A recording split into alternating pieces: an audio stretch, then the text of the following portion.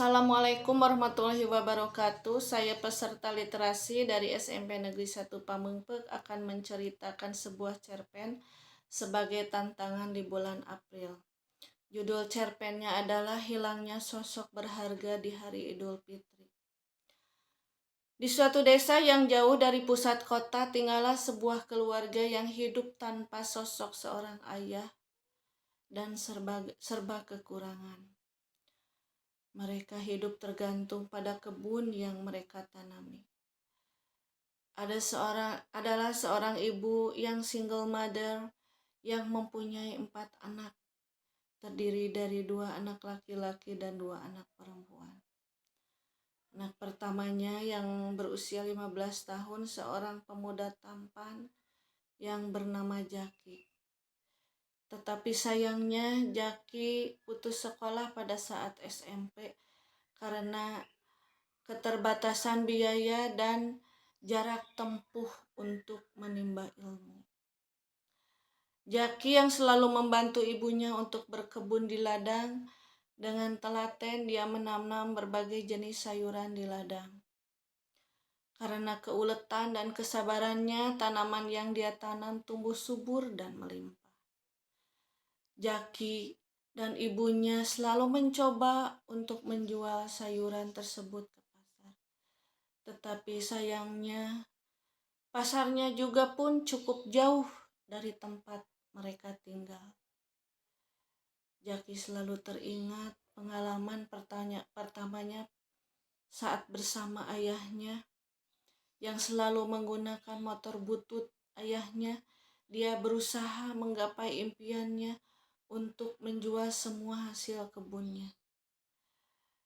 Dan Jaki pun berkata, apabila dia berhasil menjual semua hasil tanamannya, dia merencanakan untuk membelikan sebuah baju untuk ibu dan adik-adiknya.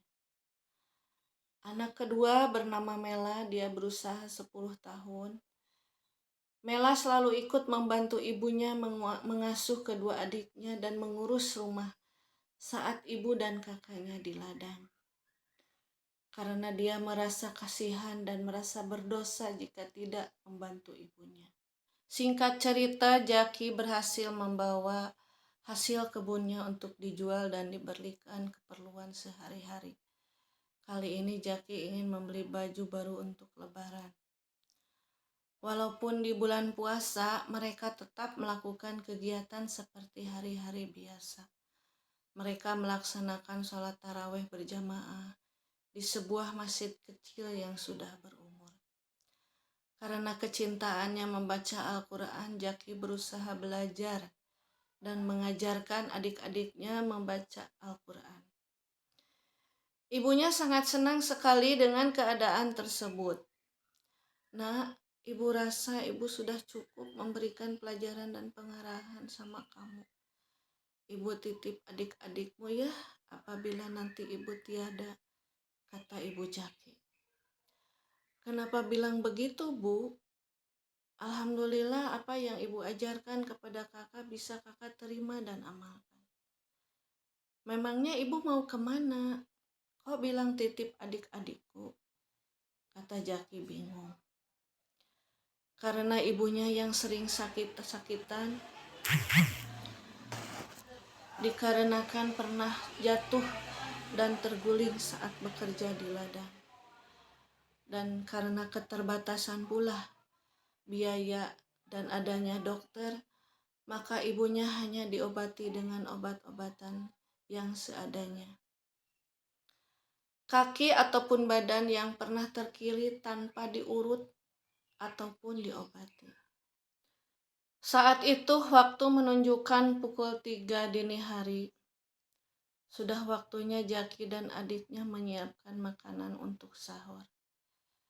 Jaki memanggil ibunya untuk bangun dan makan sahur. Namun lama dipanggil tak kunjung juga ada sahutan ibunya. Hanya terdengar tangisan kedua adiknya yang masih kecil. Tanpa curiga sedikit pun, Jaki mencoba menghampiri mereka di kamar. Terlihat kedua adik kecilnya menangis dalam pelukan ibunya. Jaki menghampirinya dan mencoba menepuk-nepuk punggung ibunya yang terlihat kaku tanpa balasan tengokan dari ibunya. Karena penasaran, dia mencoba membalikan badan ibunya yang ternyata sudah dingin dan tidak bernapas. "Ibu, ibu, ibu," teriak Jaki sambil menangis. Mela yang sedang menunggu mereka untuk makan sahur pun terkejut dan langsung berlari menghampiri mereka di kamar. Saat itu mereka menyadari bahwa ibunya telah tiada. Dengan sekuat hati dan sekuat tenaga, Jaki kemudian berusaha menenangkan adik-adiknya. Jaki yang belum sempat makan sahur pun meminta bantuan dari tetangga dekatnya. Walaupun di sekitar lingkungan rumahnya adalah saudara dari ibu Jaki. Tetangganya berusaha menengoknya dan meyakinkan bahwa ibunya benar-benar telah tiada. Bahkan Ustadz pun menyatakan bahwa ibunya telah meninggal. Bagaikan disambar petir, Jaki menangis,